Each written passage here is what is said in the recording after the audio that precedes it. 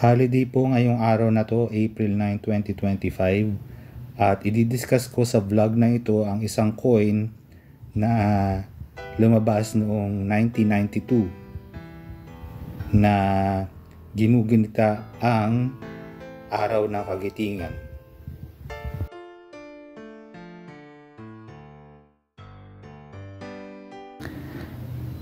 So ito po yung barya na lumabas noong year 1992 to commemorate yung ika-50 anibersaryo ng araw ng kagitingan.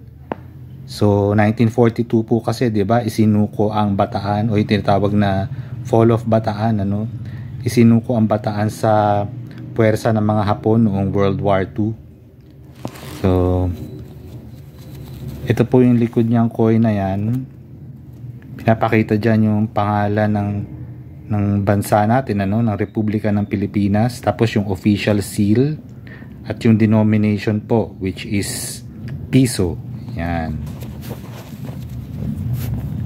Ang denomination po nito, denomination po nito is 1 peso. Tapos gawa po ito sa stainless steel.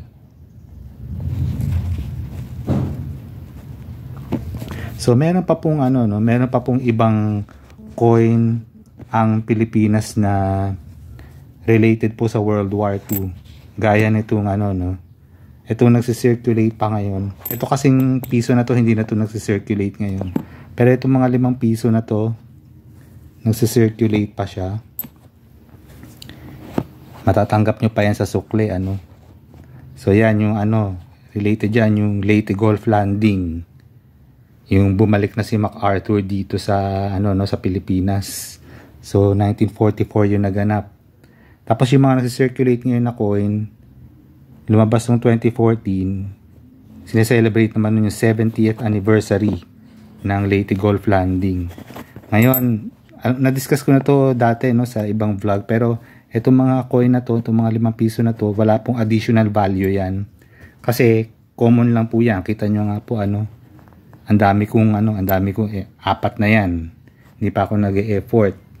So wala pong additional value yan. Tapos itong piso na to, demonetized na yan. Tapos wala ring malaking value yan. Kasi karaniwan lang yan noon.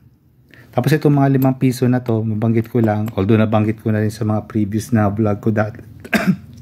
Excuse me. Nabanggit ko na rin sa mga previous na vlog ko dati, pero ulitin ko na lang kasi hindi rin naman ganun karami nakakanood. Magkakaroon lang ng additional value yan kung nasa blister pack katulad nyan. Ayan po, yan yung coin. Tapos nasa blister pack kasi presentable siya. Ito yung likod. Yan, merong impormasyon tungkol do sa Leyte Gulf Landing.